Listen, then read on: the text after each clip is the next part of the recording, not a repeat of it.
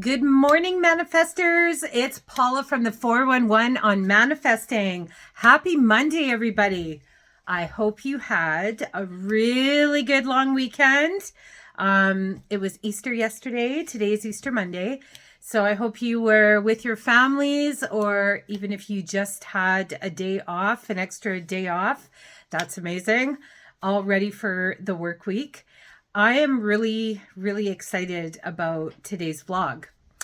So today's vlog is titled, Does Hell Have a Basement? And I came up with this because, so as many of you know, I am a market vendor. I am a retro crochet creator and I'm at markets often. So last weekend I had a market in my hometown. And I have kind of a new friend that I've met recently. And she came up to my table and we were talking, having like a little visit. And so, as you do, I asked her how she's doing, how life is, that kind of thing. And she looked me dead in the eye and she said, I didn't know that hell had a basement. And I thought, oh, okay. So obviously things haven't been going too well. And I don't know a lot about her backstory or what's been going on with her. But right away, the first thing that came out of my mouth was, that basement is flooded and you cannot go down there. So it's time to go up kind of from there. And we both had a really good laugh over that because it just sort of came out really quick. And it got me also thinking. So I don't talk about religion in a lot of my vlogs just because, we all have our own minds and opinions on things. But just being as it was Easter and today's Easter Monday, I did want to share something with you that made me think of that. So there is a parable in the Bible. So a parable is a story, right? So there's a parable in the Bible about Jesse. And Jesse, as a young child, had an accident where he fell out of a tree and became paralyzed. So, and he was young. He was like 5 or 6 years old when it happened. So he did have use of his legs when he was really small. But for the majority of his life, he was paralyzed. And his parents, spent almost every dime they had on healers and, certain priests to come in and holy men to come in to help heal him. And, nothing had worked. So for probably the 25 years or better, Jesse went to a spring that was kind of in a square in the town that he lived in because he had heard that when the spring bubbled, that an angel was rising and whoever got to the spring first would be healed. So Jesse really believed this, and he was there a very long time. And something really interesting when I was sort of writing down about this vlog was that there are hot springs all over the world that people go to for healings. Specifically, my mom and I both used to live in Harrison Hot Springs, and they have a hot spring there and we could walk to it. And it was really hot. It was like there was a cage around it, but you could actually see like the boiling water bubbling from the mountain in there. But they had a big indoor pool and people would come. It was like warmed naturally by the hot springs, and people would come from all over to soak in the hot tub and swim in the pool because they believed that it was very healing. So that just really made me think of that, which is really cool. But anyway, so Jesse was at the spring for years and years. And he had almost given up hope. Like he'd literally given up hope that this wasn't going to happen for him. He was never going to make it down there. His legs didn't work, so he had to crawl and people would step over him and he just could never get down to the water when it bubbled up. So along comes Jesus, and Jesus walks over to Jesse and looks him in the eye and he says, do you want to be healed?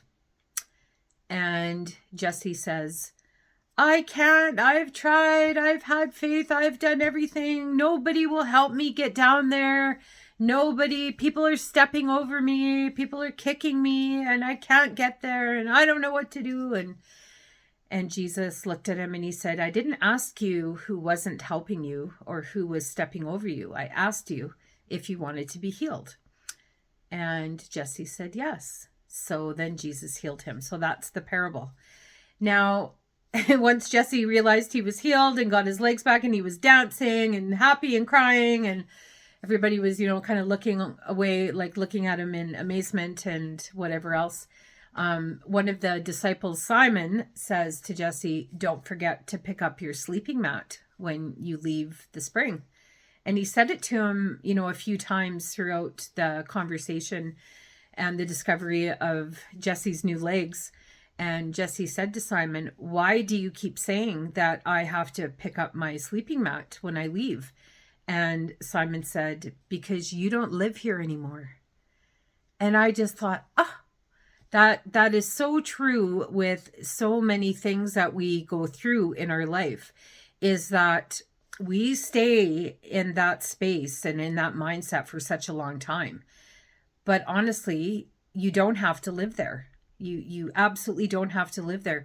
And when you're going through something and then you go through it, you don't have to stay there anymore either, right? So when I met this lady and we were talking this weekend, and she said, "I didn't realize hell has a basement." And I said, "The basement is flooded and you don't live there anymore."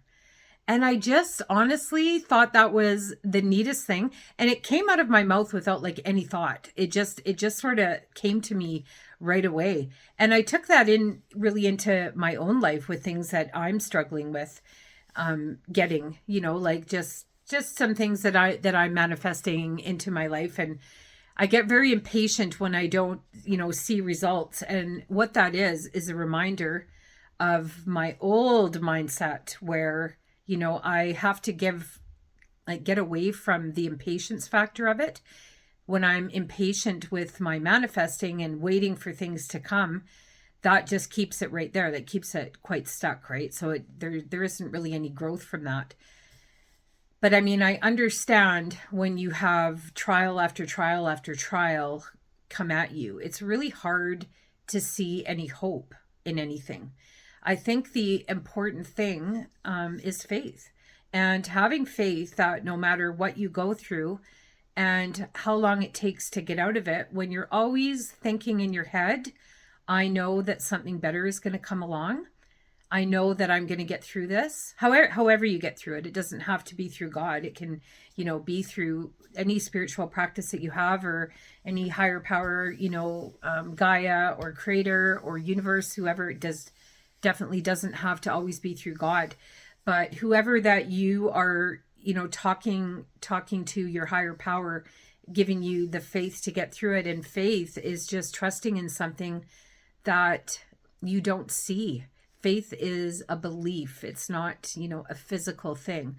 And it kind of goes back to that old adage that you need to believe it before you see it, not see it before you believe it, because that is how our society kind of has led us that way, that we have to see things before we believe that they're true.